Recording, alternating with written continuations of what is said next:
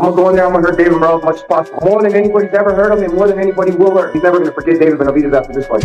I'm gonna beat the This motherfucker not enough. Rivalry between David Benavidez and David Morrel has been simmering for a while, and it's now on the verge of exploding. What started with them exchanging belts has rapidly turned into a heated war of words.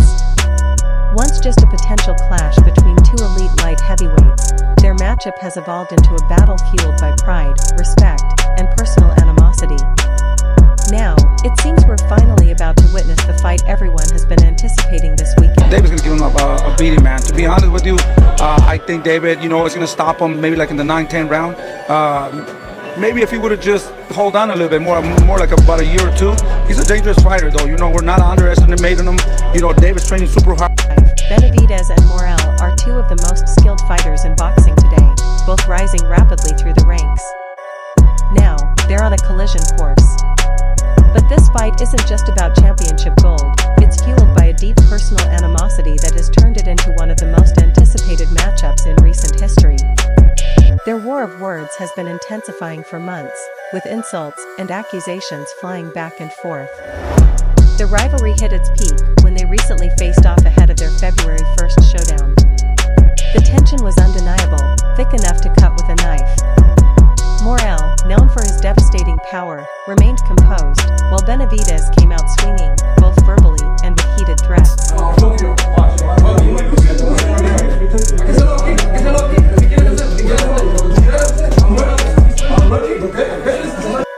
This fight is more than just business, it's personal. So many people have been talking on social media, claiming I don't respect Jose Benavidez Sr. or him, Morrel said, his words sharp and direct, carrying the weight of months of built-up frustration. He wasn't just addressing Benavidez anymore, he was pushing back against the ongoing disrespect aimed at him. I didn't say anything to Benavidez Sr. at the California press conference in December. I see him, and he's talking nonsense. I told him, hey, I'm not the one trash-talking you.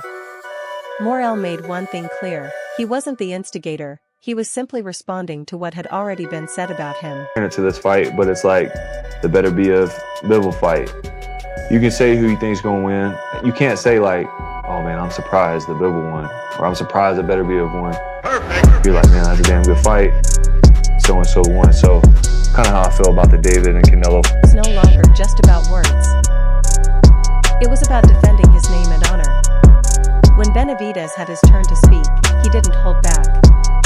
I don't care, you disrespected my family, he fired back, his voice laced with intensity.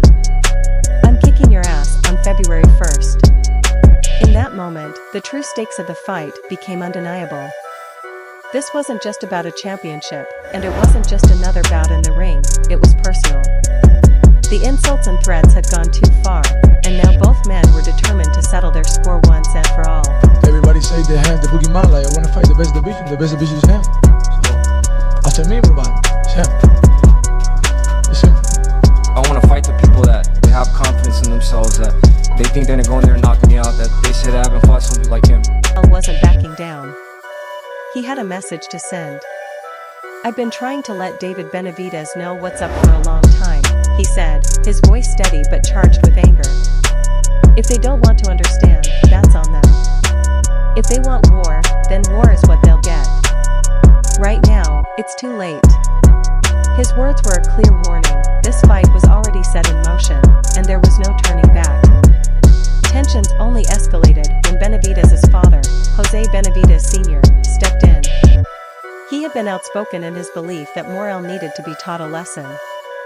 He didn't just promise a win, he vowed that his son was training to hurt Morrel so badly that he'd retire after February 1st. For Team Benavidez, this wasn't just about victory, it was about making a statement, proving once and for all that they ruled the light heavyweight division.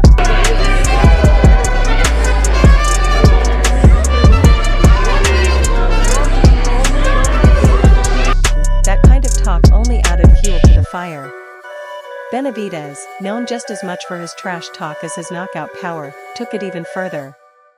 This has been my mindset throughout training camp, he said, his tone unwavering. Everyone says I have no defense, that I'm stiff like RoboCop, whatever they want to say. But mark my words, they all end up in the hospital.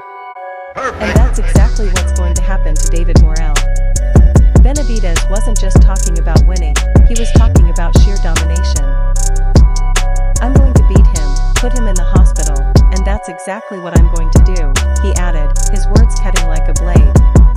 There was no gray area, no hesitation, he was coming for Morrel, and he wasn't planning on leaving anything to chance. Disrespect at all. What I took as disrespect is the stuff you're saying, that he was being really disrespectful. But other than this, like, these are the type of fighters I want to fight. I want to fight them. Morrel may have been less vocal than Benavidez during their virtual face-off, but his silence wasn't a sign of doubt. The Cuban fighter remained calm, his measured responses only adding to the tension. When Benavidez threw his threats, Morrel met them with icy composure. "You're the RoboCop," he said, his voice steady. "I'm ready to fight tomorrow. I don't care." His confidence was undeniable. He wasn't backing down, wasn't rattled, and made it clear, no matter what, he was ready for a lot of like bad blood with this build-up because of what's happened at the press conferences. Like, you as a bystander, what'd you make of what happened in Miami? Yeah, Like Morrel threw the belt at him, David ducked. belt. That's something you don't do. What if there would have been, someone said he was a kid or something? You don't do that. And that's how you know he's not how he says he is. He walks around like he's from the fucking hood, like he's gangster. But Benavidez refused to let up, seizing every opportunity to take shots at Morrel, especially his silence during the face-off. He had so much to say before the press conference, Benavidez mocked. "All that talk about me being RoboCop, about knocking me out, saying I've got nothing. But now look at him, he's scared. He's got nothing to say. What happened to all that confidence?" His words were calculated to get under Morrel's skin, and he wasn't finished. "After I beat you, I want you to say that too," he added, his challenge clear. The gauntlet had been thrown, and Benavidez wasn't backing down.